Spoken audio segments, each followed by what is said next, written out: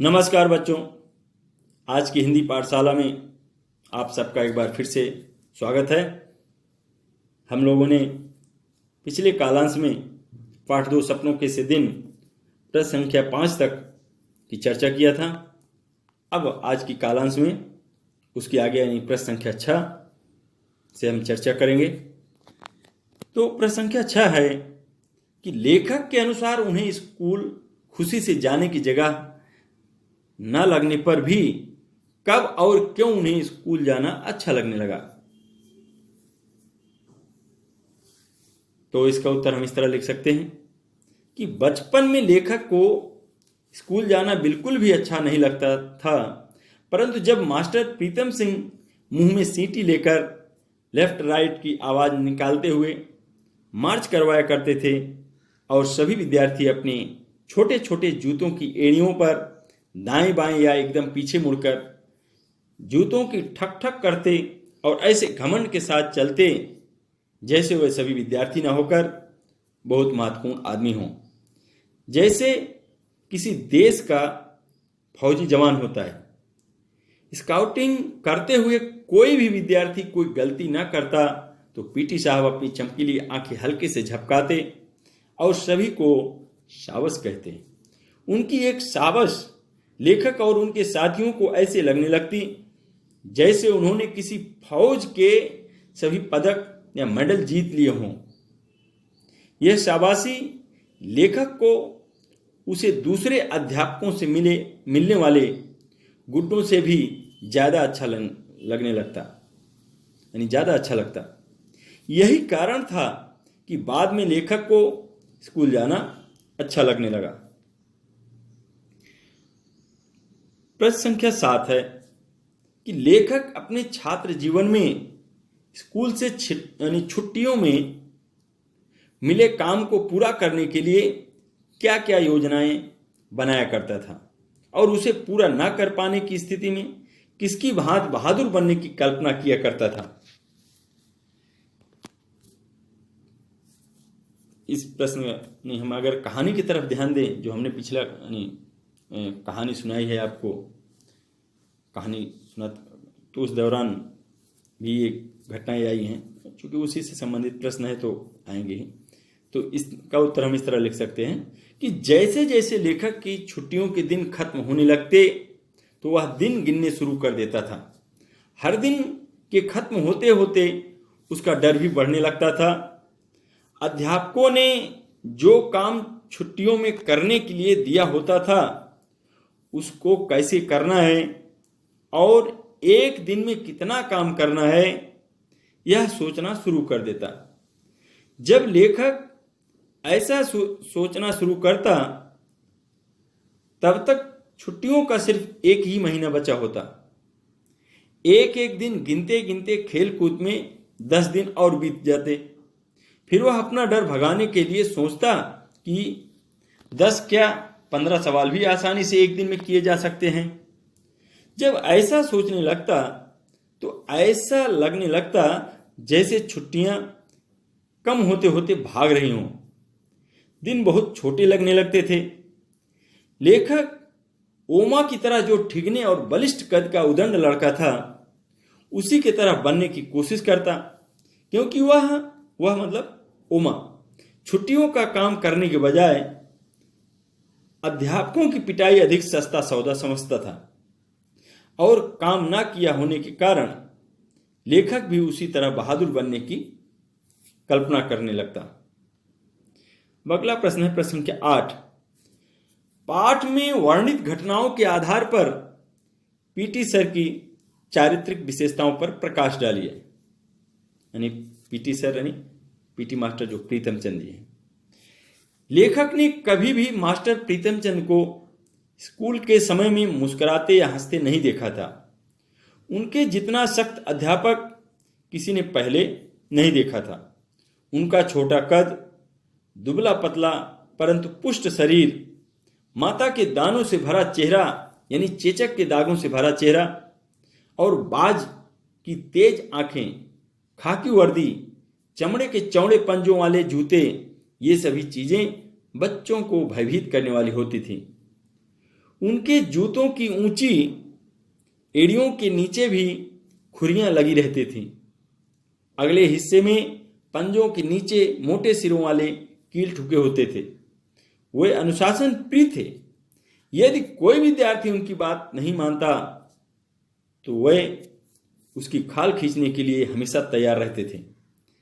वे बहुत स्वाभिमानी भी थे, क्योंकि जब हेडमास्टर शर्मा ने उन्हें निलंबित करके निकाला तो वे गिड़गिड़ाए नहीं, चुपचाप चले गए और पहले की ही तरह आराम से रह रहे थे। तो इस तरह से हमने उत्तर आपको बताया। अगला प्रश्न है कि प्रश्न संख्या 9 कि विद्यार्थियों को अनुशासन में रखने के लिए पाठ में अपनाई गई युक्तियों और वर्तमान में स्वीकृत मान्यताओं के संबंध में अपने विचार प्रकट कीजिए। इसको मैंने अभ्यास कार्य में भी आप लोगों को दिया है, तो इसका मैं आज बता भी रहा हूं।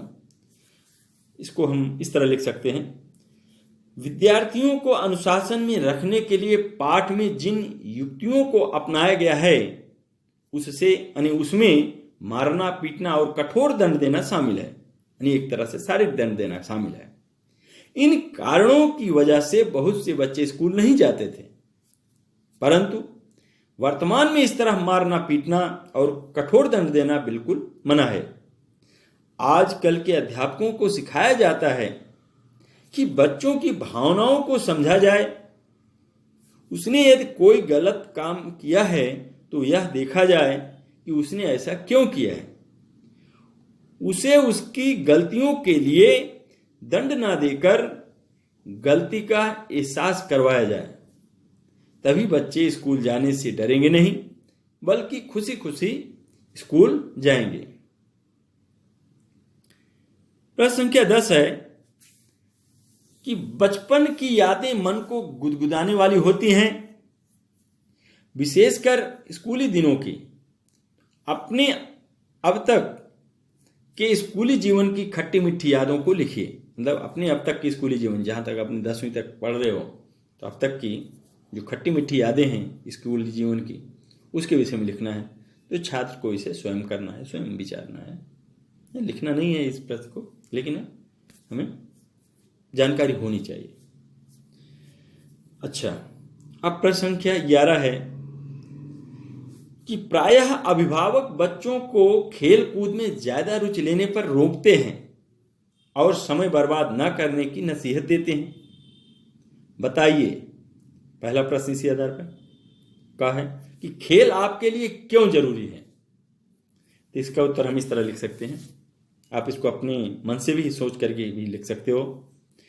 खेल जितना मनोरंजक होता है उससे कहीं अधिक सेहत के लिए आवश्यक होता है।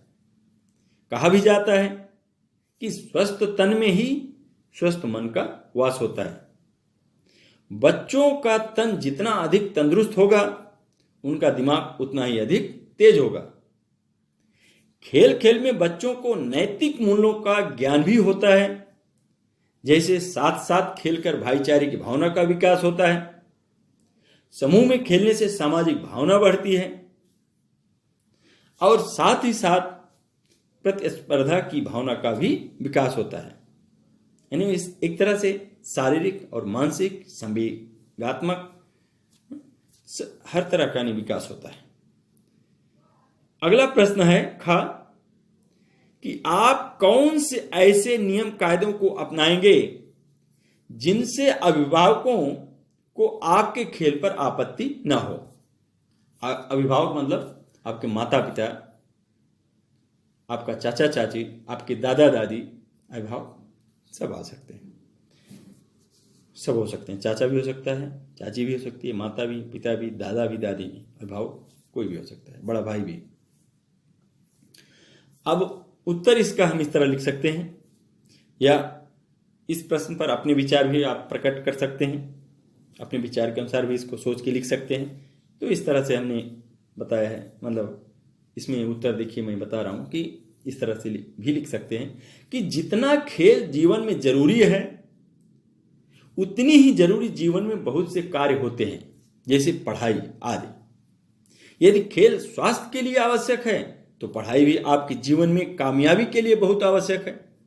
यदि हम अपने खेल के साथ साथ अपने जीवन के अन्य कार्यों को भी उसी लगन के साथ पूरा करते जाएं, जिस लगन के साथ हम अपने खेल को खेलते हैं, तो अभिभावकों को कभी भी खेल से कोई आपत्ति नहीं होगी। कहने का मतलब क्या है कि अगर हमें खेलना है और पढ़ना भी है, तो एक समय सारणी हम क्यों न बना लें कि एक खेलने के समय खेलना है, पढ़ाई करने के समय पढ़ाई करना है, खाने के समय खाना है, योगा करने के समय योगा करना है।